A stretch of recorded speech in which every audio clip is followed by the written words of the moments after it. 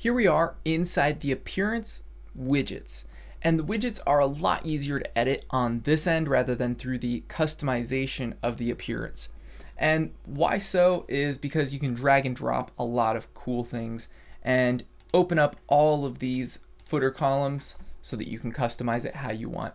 Personally, I do recommend that you have at least 3 columns for your footer. Sometimes you can customize how many you have and take away or add more. And WordPress is often smart enough with many themes that if you have 2 footers, it'll naturally space those out. But I do recommend 3. That's just kind of the standard.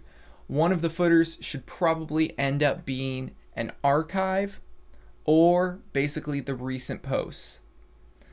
A third one should be your address. So here's contact info. And finally, one of the other ones may be to your choosing. What I'm going to end up doing is I'm going to use, let's see, I'll do ClickFunnels. So that way people can sign up at the bottom. Now, for my ClickFunnels, I'm going to go into ClickFunnels, shortcodes, and I have a website opt-in form already. So I'm going to select that and add that right in there.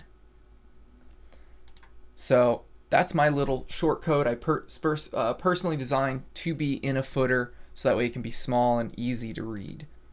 Now if you want to, you can even decrease the page size right there, maybe down to 450 or 400, so that way it doesn't make it too long. People can scroll inside of that. So what you maybe want to keep is your search, maybe even recent comments, or you may want to replace recent comments with recent posts. That's one thing that I tend to do. You don't need your categories again, and you don't need your meta either. So we're going to delete those 2. And then we're going to look for what's known as a tag cloud. And that tag cloud is going to be beneficial for SEO purposes primarily. It's going to be quite large. All of the tags that you include inside your pages and primarily your articles will be found inside that tag cloud. It opens up a lot of potential to be found for lots of different keywords. I tend, especially with news sites, to rank purely from the tag cloud. It's just something that, I don't know, Google still likes to this day. So I think they'll always like it for some reason, especially with all the ways to game Google. You know, they're always optimizing, but it's the things that don't stay or don't change, you know, from huge update to huge update that I try to teach, because those are evergreen methods. So I don't think this will ever really go away. And if it does, this is a WordPress default widget. So they'll let you know, hey, we should reduce the tag count, right? So, you know, only allow 20 tags at a time, maybe the most popular or the most relevant. These things will be updated when Google updates to really change this model, but they haven't in the last 20 years. I don't see them in the next 20 either. So here we have all of our contact information. It's just updated. We'll say that's correct.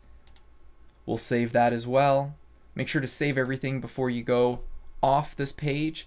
While it does update and it has kind of a synchronization, you don't want to rely on it saving internal code that you edited inside of a text box. So do save those. And then with that, that's going to include all of your widgets. And the widgets are basically, like I said, your footer. They'll display all throughout your website. You don't usually want too much on your header unless you have a specific reason, maybe an opt-in form that looks really good there. Otherwise, then your sidebar is going to appear on all of your posts. None of your pages, unless you customize your page and you specifically say, hey, I don't want a full page, I want a page that's like 2/3 plus a sidebar. Otherwise, sidebars only show up on the blog. And the reason for that is, of course, it creates that interaction to go to different posts. That's why we have recent posts, to be able to search for different keywords that they want, or a tag cloud to relate to other keywords that they may have searched. And the more articles that you write around a specific keyword, the larger that keyword will be inside the keyword tag, which has, tag cloud, which has just dozens of keywords all throughout it. And that is how you customize your widget.